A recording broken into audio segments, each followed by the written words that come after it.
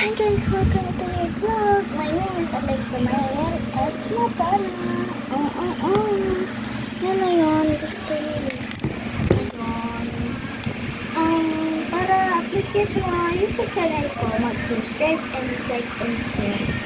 And huwag niyo kakalimutan, i-click ang notification bell. Kukwenta ako sa inyo.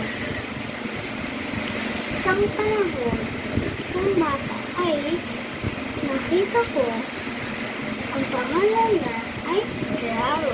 Ang pangalan niya si Angel. Ang nakakita sa kanya si Angel. Sa kanya, ang kanyang best friend ay si Anna.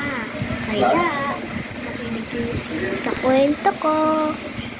Napanahon mo, nakita niya si Ryan na yung nagbabasa ng kwento. Tapos, binibito ni Angel, tsaka ni Anna. Tsaka may isang lumapit na teacher.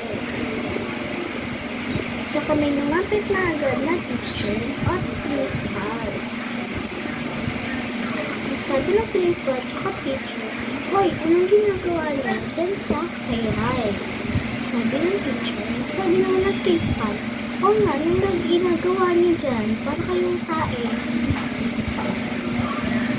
Tapos, binagalitan si Angel tsaka si Anna. Kaya, at hinusgan na rin nila ang teacher tsaka ang principal. Kaya napagalitan sila at pinatawag ang kanilang magulang. Saglit lang po guys. Pinatawag ang kanilang magulang. Ang pangalan ng nanay na at tatay niya ay Naina. Ang nanay niya. Tsaka ang tatay naman ay Ro. Kaya napagalitan siya ng tatay tsaka ang kanyang nanay ni Anna. Tsaka ang kanyang nanay tsaka ang kanyang tatay lumapit doon sa principal at sinapak ang principal. Wala naman ginagawang masama ang kanyang anak. Ang nanay ni Angel. Masama rin ang ulo ng mama niya tsaka tatay niya. At thank you sa lahat. Huwag makakalimutan ang subscribe and ayun, huwag na po wala. Patatapasin po nila ang kwento guys. Tapos, sinapak niya ang principal tsaka ang teacher. Tapos sinapak niya rin ang kanyang anak.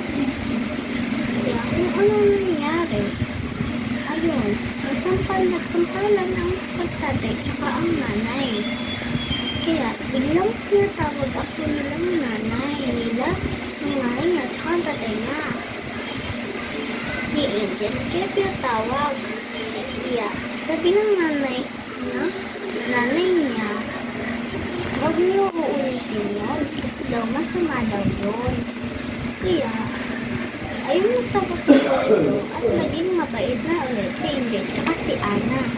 At tingin sa pagmanood and huwag niyo kalimutan share and like and share para subscribe para upload kayo sa mga YouTube channel ko. At huwag niyo kakalimutan pindutin ang notification bell para magganda ang mga nanonood sa akin.